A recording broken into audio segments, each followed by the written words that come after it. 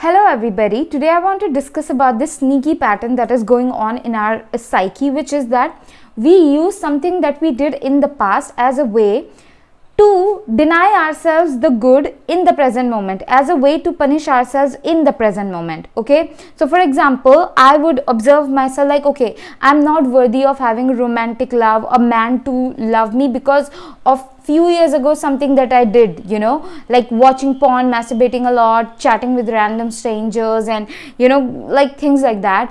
Or like, okay, I don't like I don't deserve. Even in business, I was like, okay, when I started my business I was not in integrity or things like that, so I don't deserve a business success right now. What else do I criticize or shame myself of? Like so many things, but mostly this pattern of not believing that I'm worthy of a romantic love. So then I was like, interesting. But now when I have to go back into, I was like, okay, I'm criticizing myself and I'm feeling so ashamed of the things that I did in the past. So if I am going back into the past, why am I not going all the way to the past when I was 1 2 3 4 5 6 7 8 9 10 11 12 13 14 15 16 17 years old? What made me do those things when I was 19 to 20? That I'm like, the things that I did between the age of 19 to 24, I'm feeling ashamed about those things. But what about the things that happened to me between the age of 1 to 19 that pushed me to doing drugs, pushed me to watching so much of porn, towards like my addictions? When I was like, okay, when I remember when I was very little, a man who was like 40 years old took me and sexually abused me, gave his dick in my hand and things like that. And then as a child, our neural pathway in our mind when it comes to sex and excitement is very easily formed.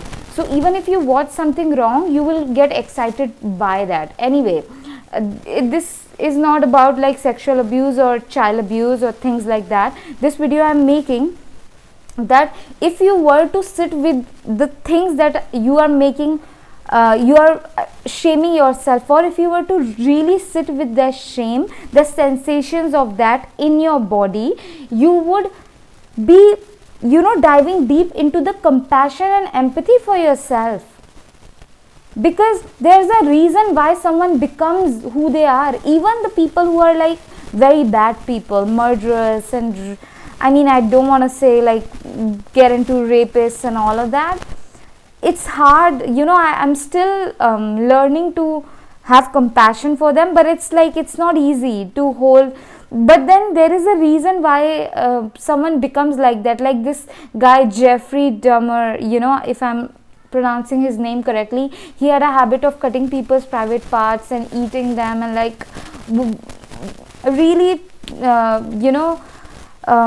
disturbing things he would do. And why would he do that? Because he was traumatized. Something that happened to him when he was 3 years old. His mother beat him, something like that.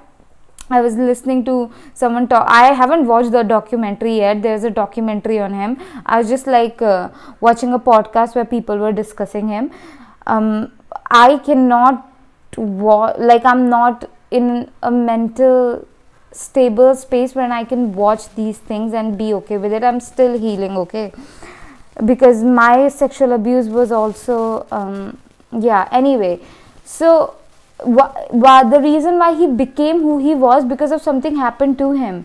And you are a good person, you're a good person, okay, even if you made some mistakes in the past. No matter what I have came here and I have spoken about all the things that I did. One time I stole some rupees from my friend, and later on when I was going through my healing and I was becoming more conscious, I apologized. I was like, hey, I'm sorry, I did it, and I returned the rupees. And other things that I did in my past. Just like, do not let this pattern get the best of you, okay? You deserve goodness in your life that universe is offering you. You deserve success. You deserve all the good things. There is no space for, don't let shame con you into keeping yourself down and low. Do not let your shame rob you of your joy, okay? Do not let anything make you feel ashamed. Like, even if you made some mistake, you gotta move, you gotta, like, if you made some mistake and you're coming to me with that mistake, I'm going to have safe space for you. And even if I'm holding you accountable, even if I'm like setting hard boundary with you, I'm going to be gentle in that, in a way. Like, it's just like you have to treat yourself with love, okay? And even the people that you're surrounding yourself with, make sure that they are loving. Just because you made some mistake, they are not constantly putting you down because of that. I grew up around a woman who was like this, that sometimes when I, like,